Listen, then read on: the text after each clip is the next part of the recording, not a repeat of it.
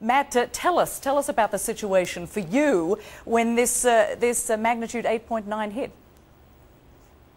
Well, it was absolutely unlike anything I've ever experienced before. I've been living here for 8 years now, and this was quite simply the biggest, longest-lasting earthquake I've ever experienced here.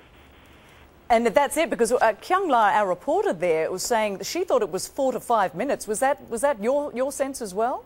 Oh, yes, the ground was rolling for an extended period of time. I wasn't exactly sure what to do or where to go. I'd never been prepared for anything like this. My wife and I stood outside and basically held on to the outside of our house. You couldn't even stand up. I mean, literally at the peak of these waves that were washing over the ground, you literally could not stay on your feet. You had to kind of crouch down in a ball or put your back against something so you didn't fall. And that's exactly what we did for the length of the duration of it, which I would say was about probably a minute to 2 minutes. It felt like a lot longer than that, let me tell you. Indeed. And are you saying that you live there, or that you're actually traveling there? I actually live here. I've lived here for the last 8 years, and I live on the west side of the city in a little section of Tokyo called Kichijoji.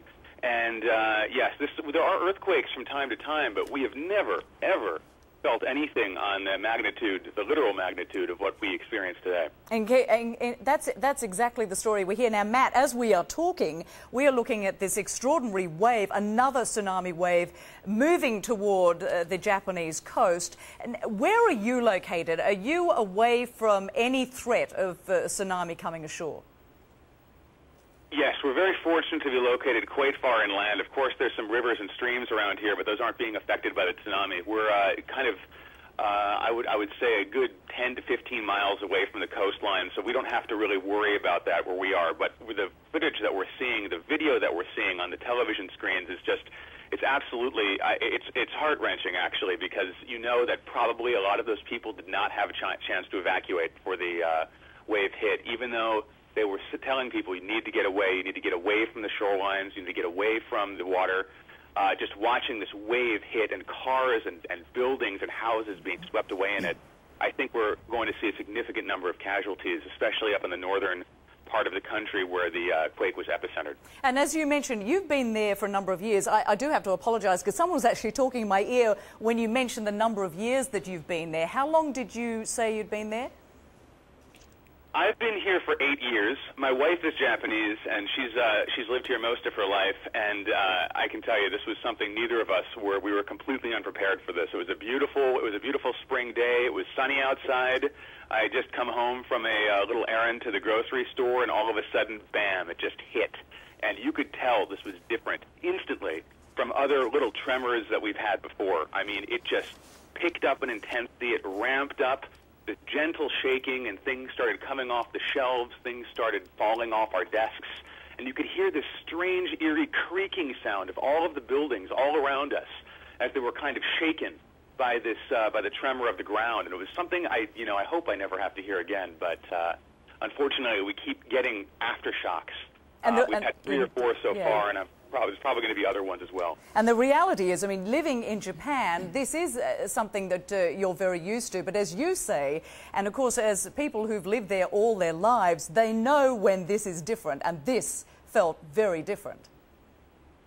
It absolutely did. I think this is going to be a tremor to remember, so to speak, and I think people are going to be talking about this for a long time to come, because really, Tokyo hasn't seen anything like this in decades. We're looking at these pictures, we can see something is ablaze there on the ground as this very strange wave of mud and debris with boats included and cars and all sorts of things. It's when you see something like this, Ivan, unfold before your very eyes that you get an idea of there's nowhere to run when you have something like that coming so fast towards you. And of course, you know, it appears to be fairly slow when you're looking aerially, but if you're on the ground and that is moving at such a fast speed, you can see the boat there. Just unbelievable pictures. There's a building or a couple of buildings that are on fire and are moving with the tsunami. That is just something you just never seen before, and there's a pretty big vessel there getting pushed to shore. The one good thing that I'm seeing here, there are homes now in the way, but generally, if you've noticed, Rosemary, this has been through farmland here. There's that fire that I've been talking about, a moving blaze along the tsunami. Just unbelievable stuff here. Well, take a look at the pictures there, Rosemary. Again, you're watching it, they're coming in. That is unbelievable. Look at that.